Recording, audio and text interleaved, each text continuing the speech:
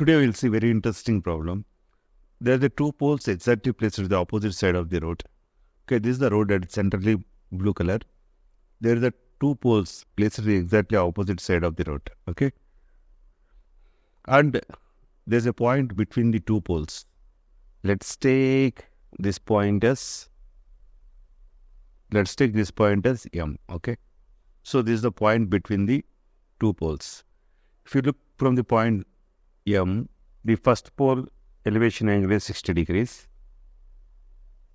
Second pole elevation angle is 30 degrees. Okay, and we need to find the height of the pole. So height of the both poles is same. Let's take the h. Okay, so here also h. So height of the two poles is h. We need to find the height of the pole and the distance from the pole to the point. Okay, so whichever you do not know, we will assign a variable, right? Let's take this is x1 and this is x2. Okay, and we know the total distance between the poles. Total distance between the poles is 80 meters, right? So we know total distance between the poles. We need to find the height of the pole and the x1 and x2 here. Okay, let's mark the points on the triangles. Okay, let's take the height of the pole. First one is AB and the second one is C and D. Okay, so now we will assign a variables, right, which I do not know. Let's take AB equal to CD is equal to H is the height of the pole. Okay, similarly AM distance, right? Let's take the x1. Similarly MC distance. Let's take the x2. Okay, now what do you know?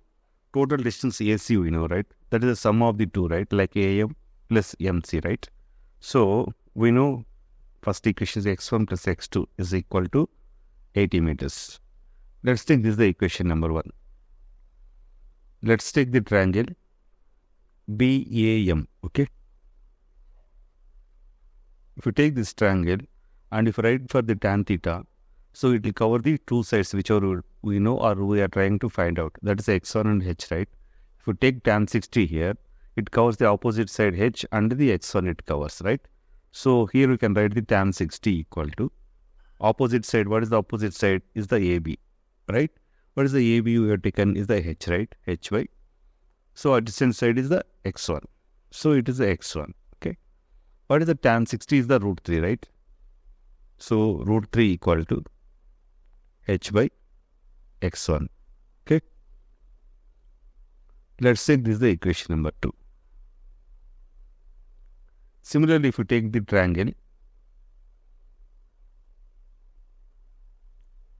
MCD, okay, if you take this triangle and if you write for the tan 30 degrees, okay, so in this triangle, if you write for the tan 30, it's the opposite side to the adjacent side. What is opposite side? This pole height also same as h, okay, by adjacent side is the x2, right? So x2. What is the tan 30 here? Tan 30 is the 1 by root 3 equal to h by x2, okay. That's the equation number 3, okay. So now how many unknowns we have here? We have the 3 unknowns, that is x1, x2 and h, and 3 equations we have. You can find all the variables. For example, from the 2 and 3, right? If you equate the h from the equation 2, h is become, right? From the equation 2, h can be written root 3 into x1, right? Okay, from the equation 2. From the equation 3, h can be written x2 by root 3, right? So it must be equal to h, right? So h equal to, from the equation 2, h is equal to root 3 into x1. Root 3 into x1 equal to, here also h equal to x2 by root 3, right? Okay, x2 by root 3.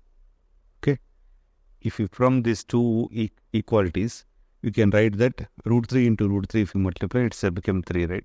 So 3x1 equal to x2. Okay, let's take this equation number 4. Substitute equation number 4 into equation number 1. Okay, so x2 value 3x1 will put into the equation number 1. So what it becomes? x1 plus 3x1 equal to 80, right? So 4x1 equal to 80. So x1 is equal to 80 by 4 is equal to 20. Nice. So finally we got the x1 value here 20 meters, right? Now we know x1 20 meters and we can find x2 from this equation, right? So x1 plus x2 equal to 80. So if we substitute the x1 value 20 here, x2 is equal to 80. So x2 equal to 80 minus 20, that is 60. Okay, now x1 we know, x2 we know. Finally we need to find the h, right? H you can use any of these two equations. Let's do from the equation number 2, okay? If you use the h here, h equal to root 3 into x1, right? So root 3 into, what is the x1 here? x1 is the 20, right? So it is h become 20 root 3. That's all. So